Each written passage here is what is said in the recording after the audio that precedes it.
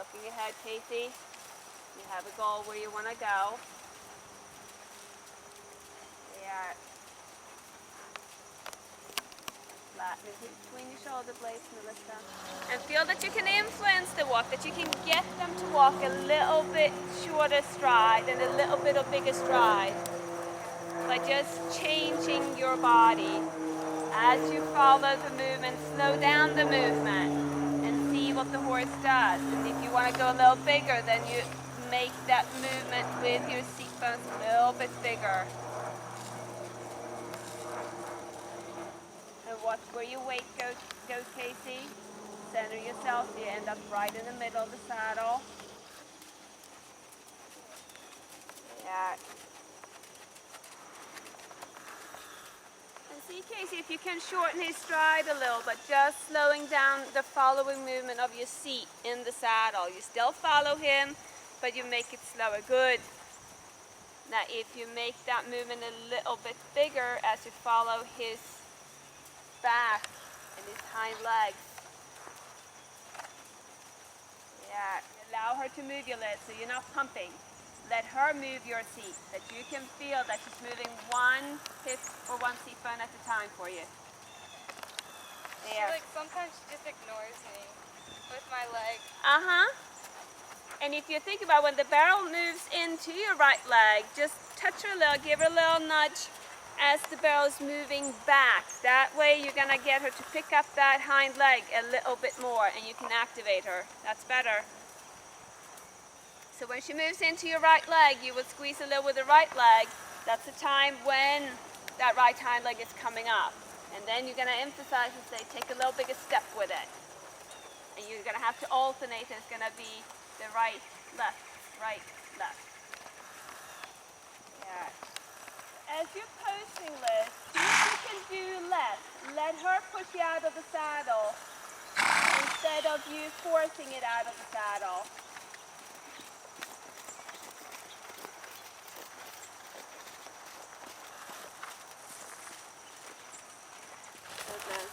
That's better with your posting. Allow her back to move you and push you out of the saddle. You're supposed to receive the push and then sit down so you're able to receive it again. Remember that flattening between your shoulder blades so you get your building blocks aligned and get more balance. So I would like for all three of you to change your diagonal in the up face every 5 strides.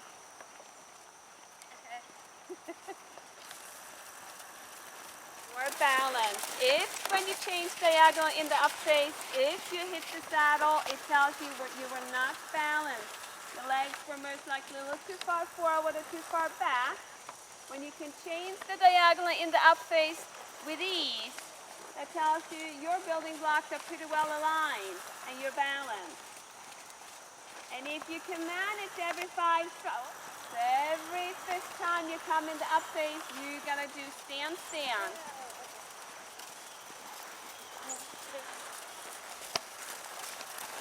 Good. You will be on the opposite diagonal the next time, and that's fine. Good, Melissa.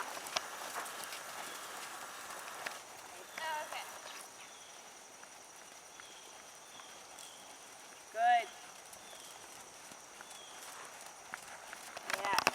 So go and change the diagonal in that place every 4 strides.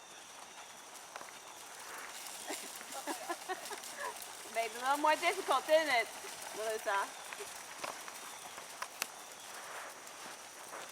Good, Liz.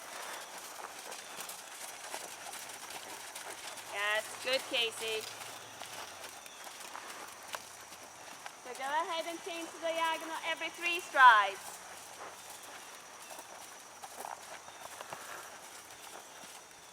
Good, Liz. This is nice and easy for you, isn't it? Yeah.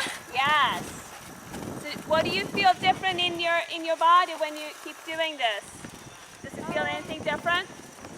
I'm more balanced. Okay. And I'm more like steady. Yeah. So when your building blocks, your body is where it needs to be, then this is easy. If you get a little out of alignment somewhere with your shoulder, your leg, or your center. This is going to be difficult, guys. And it's not a competition, it's just a matter of finding the balance. For some people it's easier than others. Good, Liz. Oh. I keep messing up my rhythm. And Trying to count. yes, and just, you can keep counting. 1, 2, and if 2 is hard, do every 3 strides. There, so go back to normal posting and compare. Is your posting any different now compared to before we were doing this change in diagonal in the up phase? I feel like my leg's definitely more secure. Okay. A little more grounded, a little more balanced. Yeah, like it's not swinging now when I post. Yes. Stabilize them a little bit more. I feel like I'm lighter in my feet, like I'm not coming down on him so hard. Okay, good. That means that you're more balanced, so you're not hitting the saddle as much. Anything else? I feel like I'm not pinching in my knees as much. Okay. It's all good stuff. Good. I feel softer, more open in my hips, and more in tune with him, and he feels rounder too. Yeah. Just going to do a little recheck this direction. For those of you who were able to change the diagonal every 3 strides, go ahead and do it. If you were able to do every 2 strides that you changed in the up phase, go ahead and do so. Might be easier, might be more difficult this direction. All it is information. There, so you stand. Good.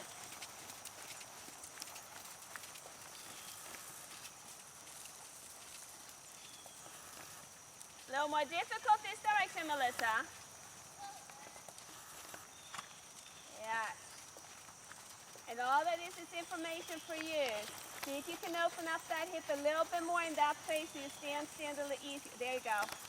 Good for you, Melissa. This is also a way, besides making you guys more balanced and keeping your body aligned in a proper way, it's also a way to influence the rhythm in the horse. If a horse has a little hard time keeping a set rhythm and tempo, this is an exercise you can do to help them. So go back to your normal posting. See, did it make a difference?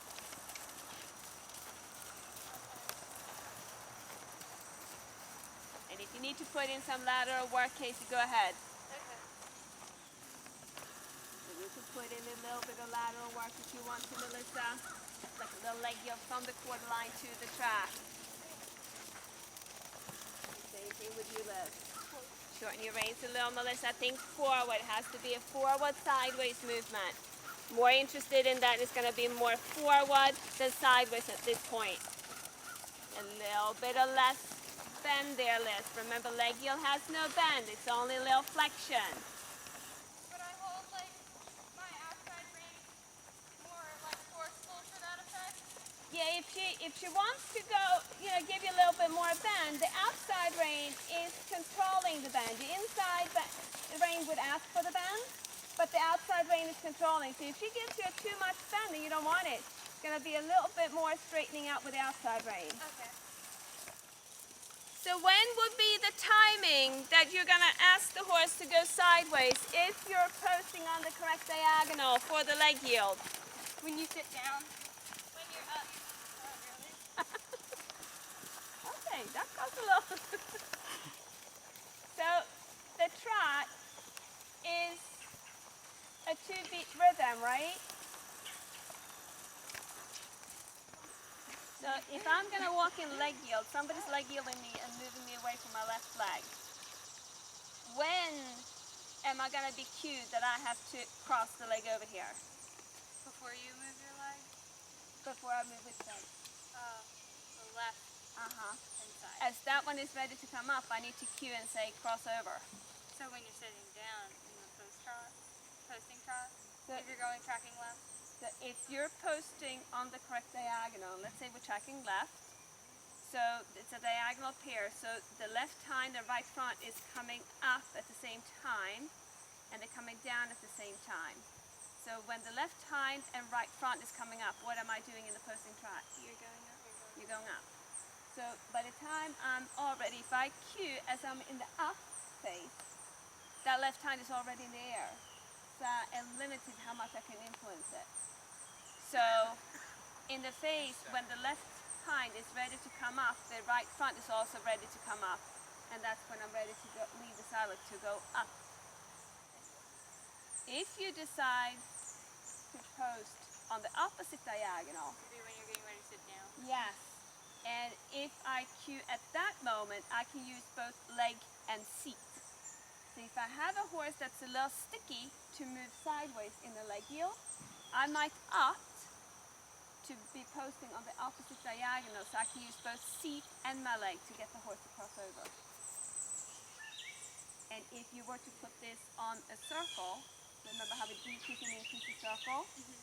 If you post on the correct diagonals and make the circle smaller, the horse has to work a little bit more with the outside hind, because that is the time when you're sitting down, that is the time when that outside hind is being picked up. If I then make the circle bigger, if I change and be on the opposite diagonal, now I'm making the inside hind work a little harder, not only because I make the circle bigger, but also as the horse is picking it up, it's a little bit of passive resistance, so you're loading that hind leg a little bit more. Okay? Out and play. That's better with her alignment, Liz. And you're starting to lose the shoulder there at the end. Did you notice that? That felt a lot easier. Yes. You lost the alignment at the end, but you lost her shoulder. So as you get closer to the track, you might have to do a little bit of a reminding half up with the outside rein, just to keep her aligned. Did you notice, Melissa, that your posting changed when you were doing the leg yield? Yeah. You were getting a little heavier all of a sudden. So if you notice that, you can always, as you go on a straightaway, do that change to diagonal in the up phase, so you get that good posting again, so you get your balance. That was better with you posting in that leg yield. Good, Casey. And he's pretty good with the leg yield, so if you want to come up like the center line and leg yield to the track, go ahead.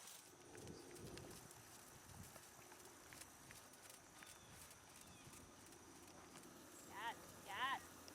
Good, Liz. Just monitor the tempo so she doesn't speed up. Yeah. Looking where you're going so you have it clear and set. Good. Good, Casey. Good for you. Track. And make a choice. Am I doing the leg yield on the correct diagonal or the opposite diagonal? Good job, Casey. Thinking forward and sideways, Melissa. Good. Little less of vendor flexion. She can be a little bit more parallel and to the long side. Just so you get hold of that outside shoulder a little more. She's not falling out a lot, but it's there. Yes, good, Liz. Nice job. Yes, good, Melissa. And that time you got a little more forward and sideways. And find that good posting again. But she responded nicely going sideways. You just need to control that shoulder. Think about that your thigh is affecting and suppling her front end, her shoulder, and the lower leg is affecting and suppling the hindquarters. So if she falls too quick, it's just a little bit of outside thigh with closing of the outside rein that can help you slow down the shoulder a little. Yes, better alignment there, Melissa. Because I realized I was doing it every time, like, I was about to sit down, so it was off and she wouldn't move over. Yes. She would just really bend her neck, like overbend, and Yes. I thought it was just because she didn't want to do it, but I found it was my fault. Well, if the timing is right, it's there. If Yeah. you're gonna ask them to move away and move away from your right leg, if you ask them as they're ready to pick up that right hind, then they can do it. Yeah, If like they she ask, understood it. if you ask when they're here, there's no way. And by the time this comes around, they're forgotten. They live in the moment. So the timing is so important. And this is, if you know when to cue to activate a certain hind leg, and then learning to feel it when that's ready to be picked up, then it's going to be a lot easier. It's hard to figure it out, but it's there. Yeah. So that made a huge difference for you. Yeah, definitely. That was the best she's ever done those. And she was pretty nice and bouncing forward. Yeah. And I was able to keep it, like, my tempo steadier. She wasn't, like, speeding off. Yes. Because usually she just gets frustrated with me because she doesn't understand what I'm telling her, and now I know why. So. Good. So go through those 5 imaginary cones down the long side. Really feel that you change the bend around each one of them. Good, Liz.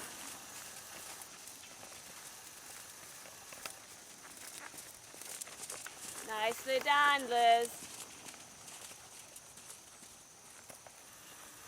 In your hand, think about that carried hand, the straight line from the elbow through the wrist to the bit.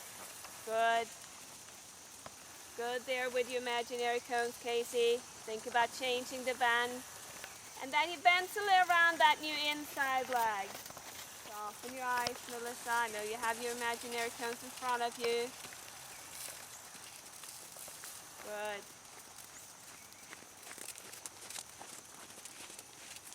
There, good job. Right.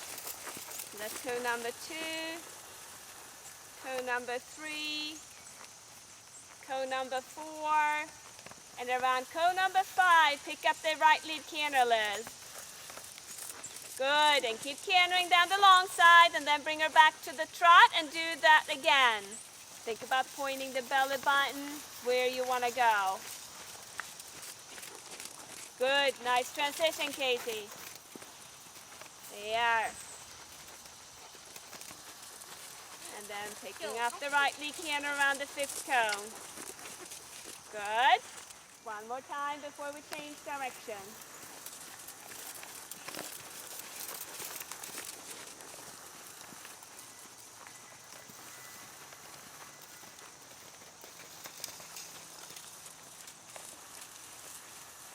Yes, nice.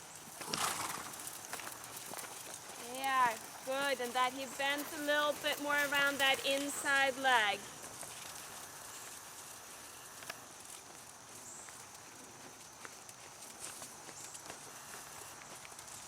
Yes, nice transition, Casey. Good job.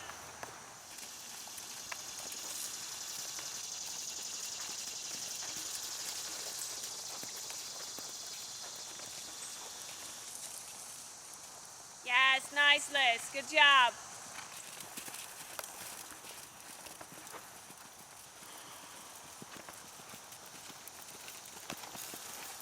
Good, Casey. Yes, nice transition, Casey. Think about that you're looking ahead towards the end of the long side, Melissa. You get a little softer eyes. Yes, good job. Casey? I like doing serpentines with him too. It helps. I think it helps with straightness too, because they have to then be straight. And it really helped with the canter. Once I started the canter, it helped him be more supple, and it kind of woke him up a little. Yeah. And he quickly went into the canter right away. Good. It's a nice exercise if I have a horse that's fussy picking up a certain lead. That I can do this and then emphasize and get the horse into the correct lead. Very good. Feedback overall. What are you going to bring with you? Melissa? Especially the keeping the shoulder blades back, but that really shouldn't count as one because I knew that already. Yeah, flattening them and let them float up and down. Yeah, but I really like the posting exercise because that really helped my posting and it helped her overall, especially with the leg yields. And I really liked that I didn't realize how easy it was if I just used my outside thigh that I could control her shoulders a little bit on the leg. Yes. So I'm definitely taking that away. So it really Good. Now, and thinking about that when you need to control the shoulders, suppling or controlling the shoulders, using the thigh and then the lower leg, you can affect the hindquarters. Very good. Thank you, guys. Thank you. Thank you.